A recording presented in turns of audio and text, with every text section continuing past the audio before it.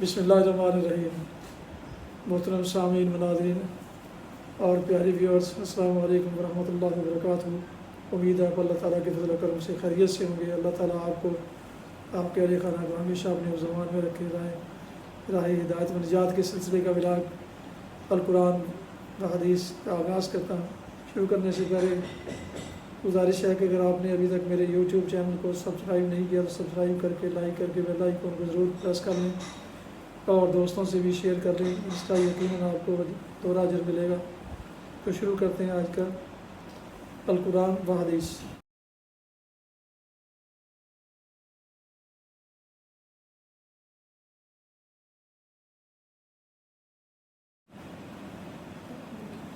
اعوذ باللہ من الشیطان الرجیم، بسم اللہ الرحمن الرحیم۔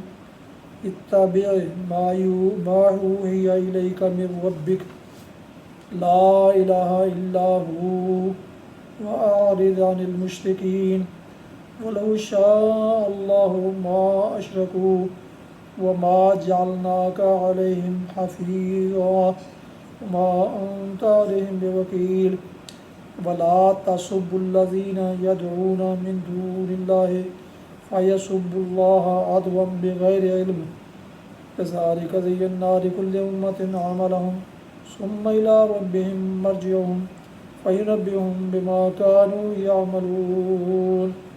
صدق اللہ العظیم۔ ابھی آپ نے سورہ الانعام کی آیات مبارکہ 106 تا 108 کی تلاوت سماعت فرمائی۔ اس کا اردو ترجمہ پیش کرتا ہوں۔ اتبع ما اوحی الیک من ربک، اے محمد صلی اللہ علیہ وسلم، اس وحی کی پیروی کیے جاؤ جو آپ پر آپ کے رب کی طرف سے نازل ہوئی ہے، کیونکہ اس ایک رب کے سوا اور کوئی اور خدا نہیں ہے، اور ان مشرکین کے پیچھے نہ پڑو۔ اگر اللہ کی مشیت ہوتی تو وہ خود ایسا بندوبست کر سکتا تھا کہ یہ لوگ شرک نہ کرتے۔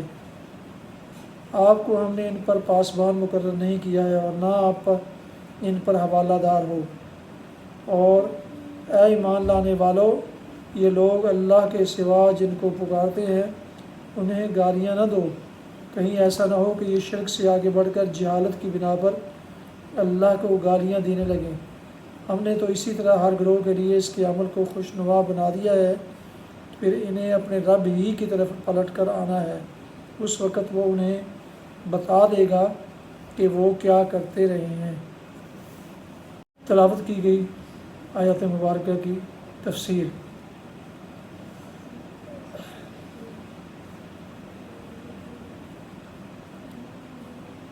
آپ کو ہم نے ان پر پاسبان مقرر نہیں کیا ہے اور نہ آپ ان پر حوالہ دار ہو۔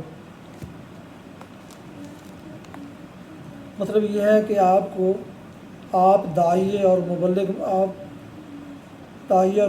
بنایا گیا ہے، آپ کو داعی اور مبلغ بنایا گیا ہے، کوتوال نہیں بنایا گیا۔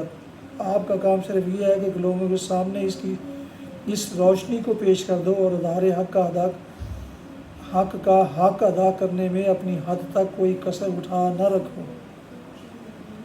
اب اگر کوئی اس حق کو قبول نہیں کرتا تو نہ کرے۔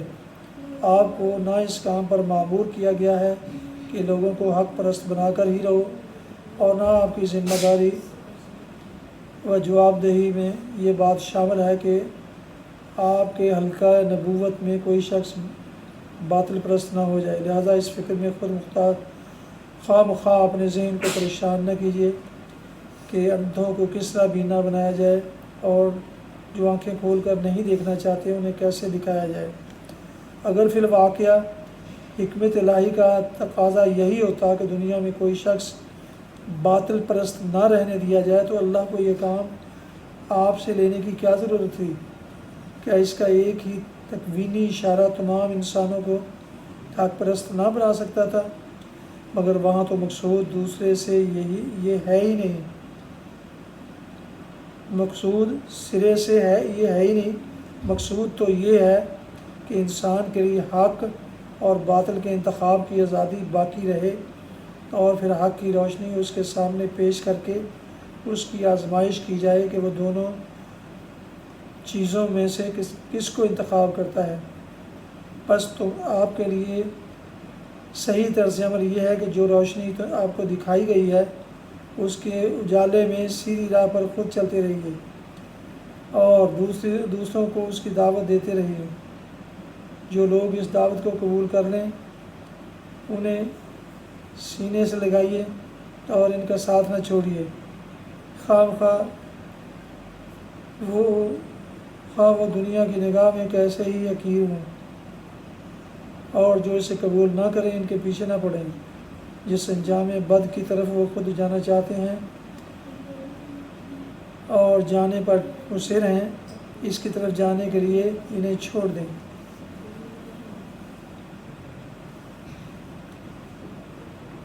کہیں ایسا نہ ہو کہ یہ شرک سے آگے بڑھ کر جہالت کی بنا پر اللہ کو گالیاں دینے لگے۔ یہ نصیحت نبی صلی اللہ علیہ وسلم کے پیرووں کو کی گئی ہے کہ اپنی تبلیغ کے جوش میں وہ بھی اتنے بے قابو نہ ہو جائیں کہ مناظرے اور بحث و تکرار سے معاملہ بڑھتے بڑھتے غیر مسلموں کے عقائد پر سخت حملے کرنے اور ان کے پیشواؤں اور معبودوں کو گالیاں دینے تک نوبت پہنچ جائے، کیونکہ یہ چیز ان کو حق سے قریب لانے کے بجائے اور زیادہ دور پھینک دے گی۔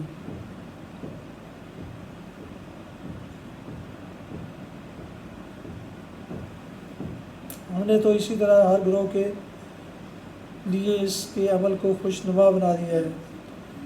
یہاں پھر اس حقیقت کو ملحوظ رکھنا چاہیے جس کی طرف اس سے پہلے بھی ہم اپنے حواشی میں اشارہ کر چکے ہیں کہ جو امور قوانین فطرت کے تحت رونما ہوتے ہیں، اللہ تعالیٰ انہیں اپنا فعل قرار دیتا ہے، کیونکہ وہی ان قوانین کا مقرر کرنے والا ہے، اور جو کچھ ان قوانین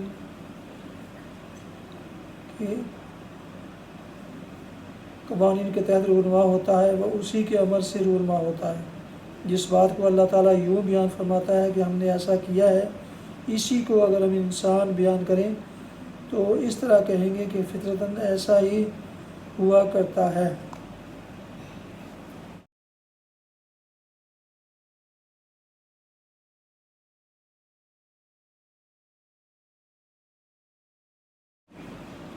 حدیث مبارکہ۔ حضرت نواس بن سمعان رضی اللہ عنہ سے روایت ہے کہ میں نے رسول اللہ صلی اللہ علیہ وسلم کو فرماتے ہوئے سنا کہ قیامت والے دن قرآن کو اور ان لوگوں کو جو دنیا میں اس پر عمل کرتے تھے بارگاہ الہی میں پیش کیا جائے گا۔ سورہ بقرہ اور سورہ آل عمران ان کے آگے آگے ہوں گی، اپنے پڑھنے والوں کی طرف سے جھگڑا کریں گی۔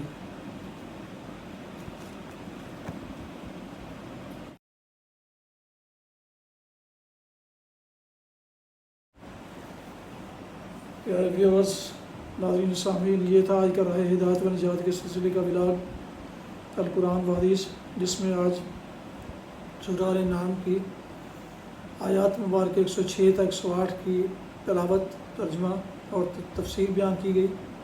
اس کے علاوہ ایک حدیث مبارکہ بھی آپ کی خدمت میں پیش کی گئی۔ دوبارہ درخواست ہے کہ اگر آپ نے ابھی تک میرے یوٹیوب چینل کو سبسکرائب نہیں کیا، جو کہ سراسر باعث خیر، باعث برکت، باعث ثواب ہے، تو ابھی سبسکرائب کر کے لائک کر کے بیل آئیکن کو ضرور پریس کر دیں اور دوستوں سے بھی شیئر کریں تاکہ آنے والے یہ روحانی اور قرآنی ولاگز آپ تک باقاعدہ اور بروقت پہنچتے رہیں۔ اللہ تعالیٰ آپ کا حامی و ناصر ہو۔ اللہ تعالیٰ آپ کو، آپ کے اہل خانہ کو ہمیشہ اپنے زمان میں رکھے۔ آمین۔ اپنا بہت خیال رکھیے گا۔ اپنی دعاؤں میں پاک وطن، والدین، آباء و اجداد، اعزاء و اقارب، دوستوں کے علاوہ اس ناچیز کو بھی شامل فرمائیں تو انتہائی شکر گزار ہوں گا۔ اسی پر آج کا یہ ولاگ، یہ روحانی اور قرآنی ولاگ ختم کرتے ہیں۔ السلام علیکم ورحمۃ اللہ وبرکاتہ۔ پاکستان زندہ باد۔ خدا حافظ۔